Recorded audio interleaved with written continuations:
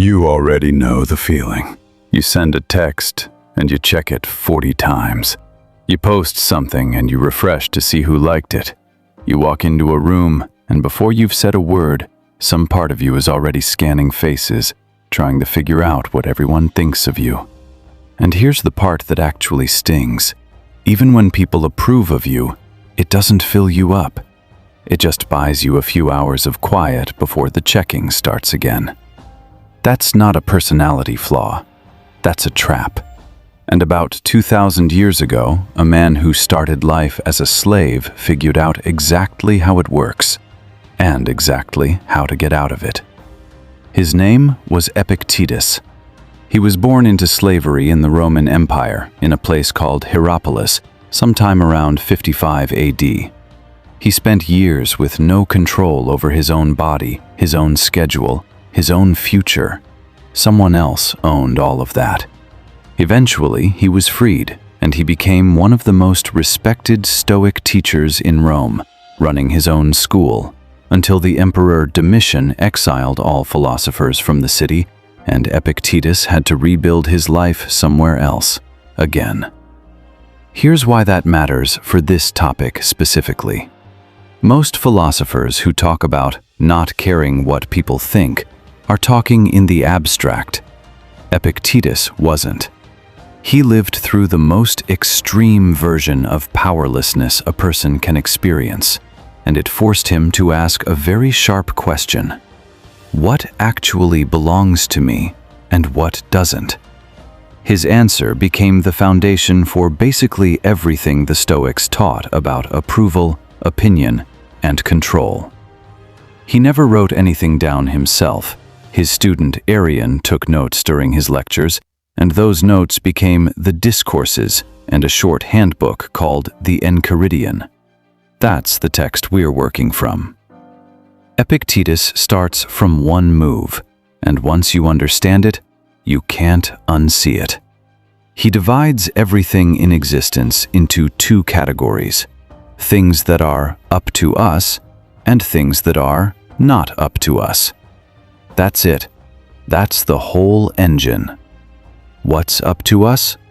Our judgments, our choices, our desires, our reactions, the meaning we assign to things.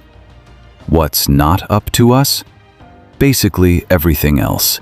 Our body, our reputation, our possessions, other people's opinions, outcomes, the past, most of the future.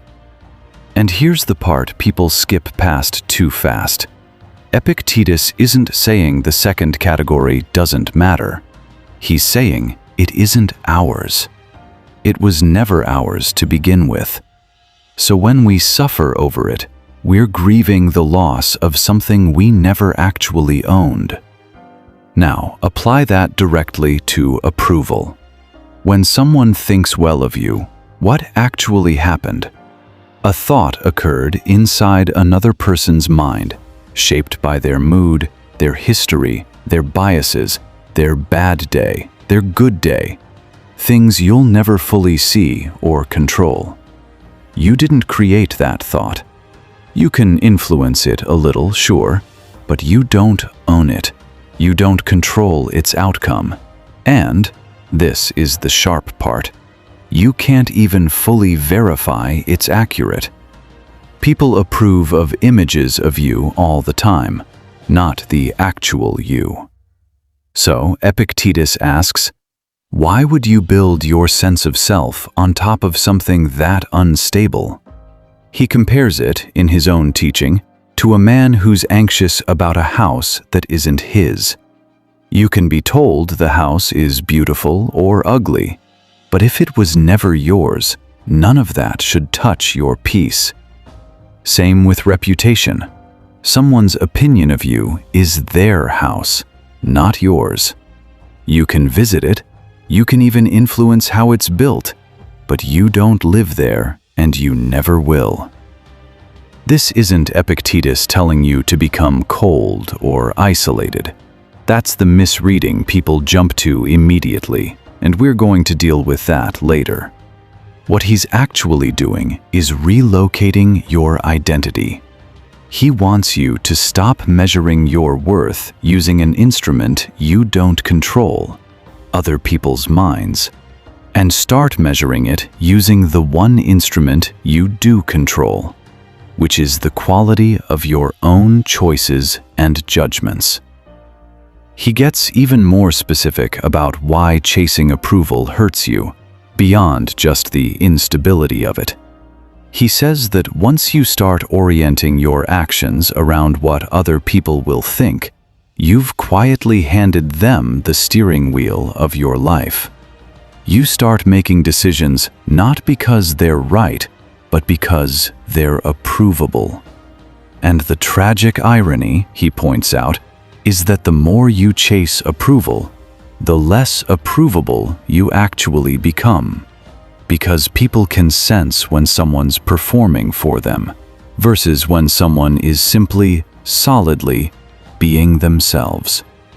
Confidence isn't loud. It's the absence of that flinch, that check-in, that need for a nod before you feel okay about what you just did. There's also a piece of this that's almost therapeutic before therapy existed. Epictetus says that it's not events that disturb us, but our judgments about events. Somebody criticizing you is just sound waves and words until you assign meaning to it.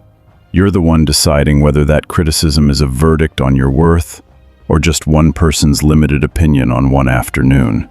He's not saying don't listen to feedback. He's saying don't outsource your self-worth to the feedback. Let's bring this all the way into your actual life, because this isn't ancient trivia. This is happening to you daily. Think about the last time you didn't send a text because you were scared of how it would land, or the version of you that shows up on a first date, slightly performing, slightly managing an image, instead of just being the guy who's actually sitting there. Think about work.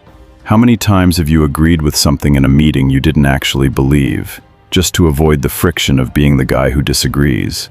Every one of those moments is you handing your steering wheel to somebody else's judgment, exactly the way Epictetus described it 2,000 years before meetings and text messages existed. Now think about social media specifically, because this is the modern version of the anxious man worrying about a house he doesn't own. You post something, and for the next hour your mood is being decided by strangers pressing a button. That's not a metaphor, that's literally what's happening.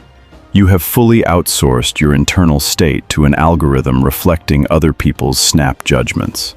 Epictetus would look at that and say, you've built your whole house on land you don't own, and then you're shocked when the ground shifts under you. Here's what it looks like to actually apply his framework. Before you send the text, the real question isn't, how will this land? The real question is this an honest, well-considered thing for me to say? If yes, send it. What happens after that is not up to you. Before the date, the question isn't, will they like me?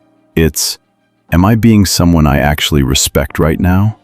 In the meeting, the question isn't, will this make me look difficult? It's, do I actually believe this?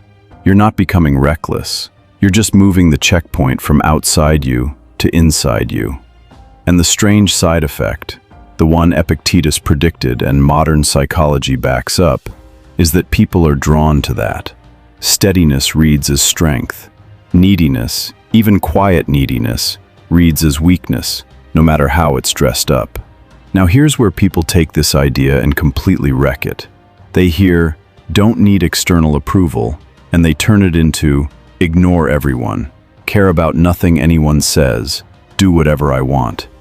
That's not Stoicism. That's just narcissism wearing a toga. Epictetus never said other people's opinions are worthless. He said they're not yours to control and shouldn't be the foundation of your self-worth. Those are two very different things. You can still care what your close friends think.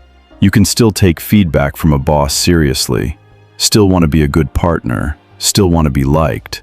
Epictetus himself cared deeply about his students and clearly wanted to be a good teacher. The discipline isn't, stop caring about anyone. The discipline is, stop needing their approval to feel okay about who you are. One is connection, the other is dependency. You can drop the second one and keep the first one fully intact. Actually, you keep it better. Because relationships built on a person who doesn't need you to approve of them are just more honest than relationships built on a person quietly performing for your applause. So if there's one sentence to take with you, it's this: other people's opinions are their house, not yours. Stop trying to live in it.